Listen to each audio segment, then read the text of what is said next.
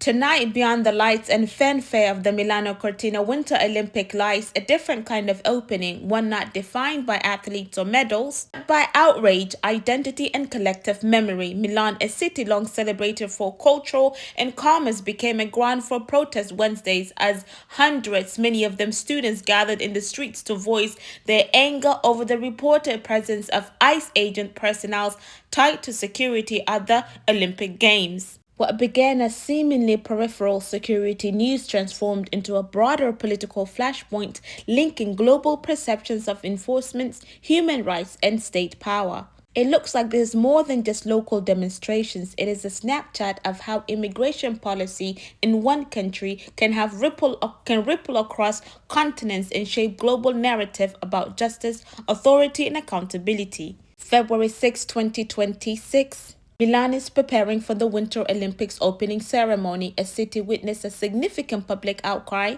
Hundreds of demonstrators converged at key public squares with banners reading "ICE out" and slogans that rejected the presence of U.S. immigration agents on Italian soil. Students, local activist groups, and human rights proponents marched from Piazza Leandro to Da Vinci towards Trotta Park, chanting in unison, their energy both fervent and resolute.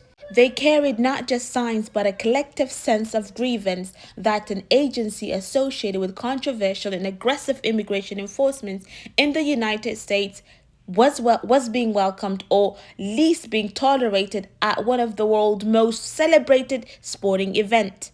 Many made it clear this was not solely opposition to immigration policies, it was an opposition to what they see as a symbol of disproportionate power and unjust intrusion.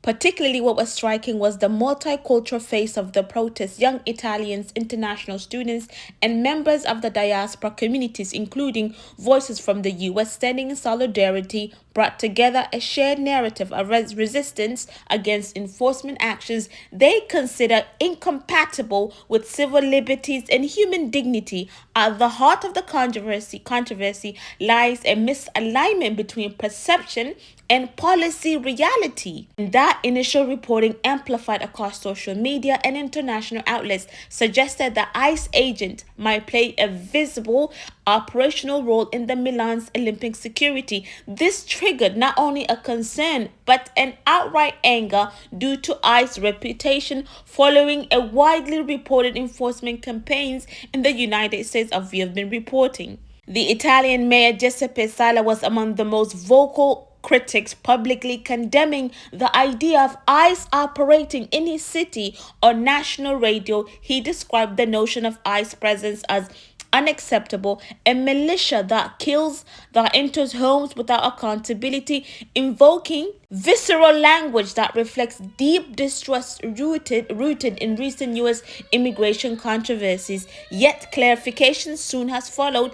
Italian authorities, including Interior Minister Matteo Piantedosi, excuse me if I butchered the name, and the U.S. Olympic security officials emphasized that ICE agents are not engaged in patrolling Italian streets or conducting immigration enforcement functions. Instead, Homeland Security Investigations, HSI, a division unrelated to frontline immigration enforcement, was present in a supportive, consultative security capacity focused on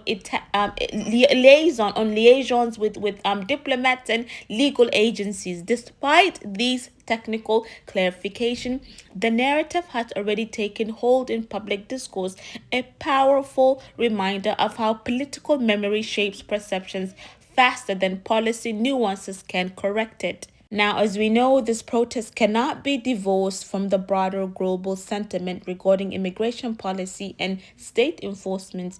In the month leading up to the Olympics, images and stories of the U.S., including highly publicized enforcement actions and clashes in places like Minnesota, as we have been covering, has been circulating widely on social media platforms. These aren't just news items, these became symbols of fear, grievance, and global dissatisfaction. As one of the protesters from Minnesota studying in Europe told international media, "We thought this was a good opportunity to show the rest of the world it's not okay with what's happening in Minnesota."